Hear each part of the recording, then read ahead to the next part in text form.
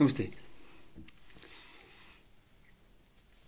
देशको राजनीतिक परिवेश ज्यादै कठिन अवस्थामा गुजिरहेको बेला देश रोएको छ। देश रोएको बेला हामी एउटा आम नेपाली, गरी खाने नेपाली रुनै पर्छ, मनदेखि मस्तिष्कदेखि। हामी एउटा आम नेपाली रोएपछि नि देशमा अरू बाँकी नै के रहन्छ र? एउटा आम नेपाली जो गरेर खान चाहन्छ ऊ रुनु भनेको यो देशको सम्पूर्ण पक्ष रुनु हो, नेपाल आमा रुनु हो।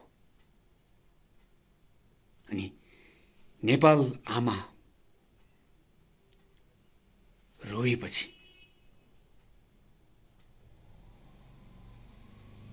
सन्तानहरू के गर्ने?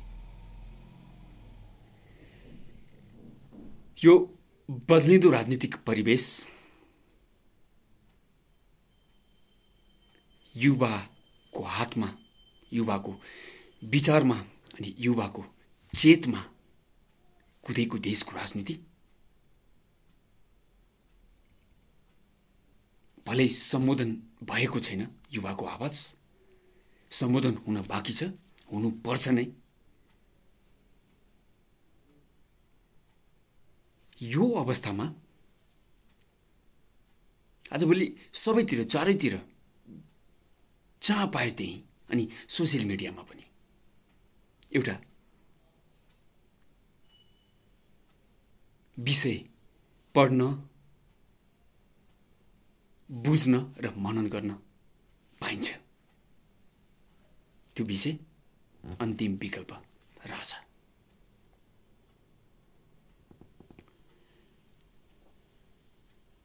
मेरो विचारमा नि राजा र राज संस्था त यो देशमा कहिले विकल्पै थिएन। विकल्पको रूपमा राजा र राज संस्था हुँदै होइन। राज संस्था र राजा हाम्रो देशको लागि विकल्प हुँदै होइन। विगतमा फर्केर इतिहासको पाना पल्टाएर अनि वर्तमानमा निहाल्दाखेरि नि राजा र राज संस्था यो देशको विकल्प हुँदै होइन। जहिले पनि यो देशको निर्माणको पहिलो पानादेखि अन्तिम पानासम्म राज संस्था र राजा यो देशको र आम नेपालीको आवश्यकता हो। र राजा र राज संस्था यो देशको विगत पनि हो, वर्तमान पनि हो अनि भविष्य पनि हो, विकल्प होइन। किन विकल्प भनिएको? बरु राजाले चाहिँ 62-63 पछि एउटा विकल्प छोडेर, नेताहरूको हातमा देश छोडेर, यो व्यवस्थाको हातमा देश छोडेर एउटा विकल्प, देश र जनता, आम जनता, आम नेपाली जनताको भलो र उन्नति हुन्छ भने ठिक छ।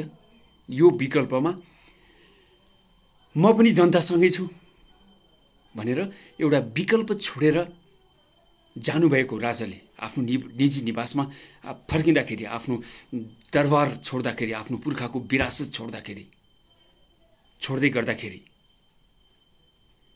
राजा र राज संस्थाले विकल्प दिएको थियो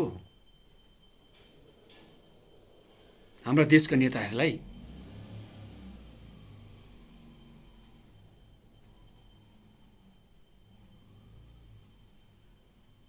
राजाले छोड्नु भएको, दिनुभएको एउटा विकल्प आफ्नो स्वैच्छिक मन र मस्तिष्कले देश र जनताको कल्याण हुन्छ भनेर राजा अन्तिम विकल्प यो देशमा हुँदै होइन। राजा विगत, राज संस्था र राजा यो देशको विगत थियो, वर्तमान पनि हो र भविष्य पनि हो।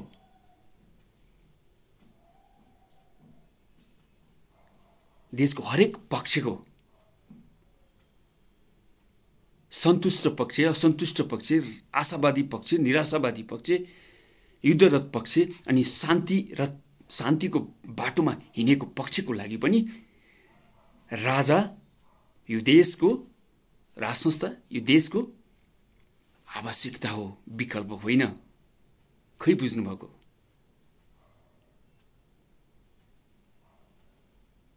हिम नदी हो राजाको प्रेम यो देश र आम जनताको लागि। हिम नदी झै बगेको माया हो राजा र राज संस्थाको प्रेम यो देश र आम जनताको लागि। राज संस्था र राजा हिम नदीलाई पछ्याउँदै उँभोतिर जाँदाखेरि नि हिम श्रृङ्खलाको टप लेभलमा बसेको एउटा शान्त तलाउ हो त्यो हिमताल, जसले यो देशलाई स्वर्ग बनाएको छ। ठ्याक्कै त्यही हिमतालको रूपमा बुझौँ राजा र राज संस्था अनि राज परिवारलाई, जो यो देशमा हिजो पनि थियो, आज पनि छ र भोलि पनि रहिरहनेछ, एउटा आवश्यकताको रूपमा, विकल्पको रूपमा होइन। संसार त्यसैमा लोभित भएको छ, त्यही हिमतालमा, हिमाल माथिको हिमतालमा। त्यही हो हाम्रो देश, राजा र राज संस्थाको देश। हस्, तपाईहरुको आजको दिन शुभ रहोस्। नमस्ते नेपाल।